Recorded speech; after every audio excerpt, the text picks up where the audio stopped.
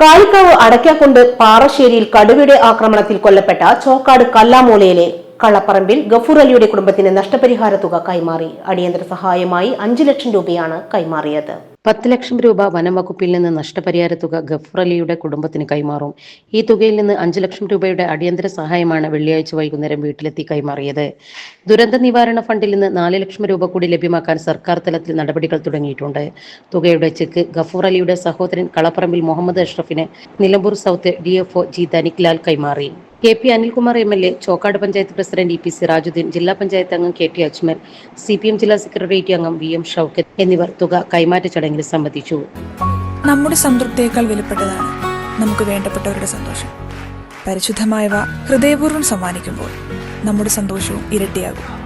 Dubai Golden Diamonds, Pride of Generations, India, Oman, Bahrain.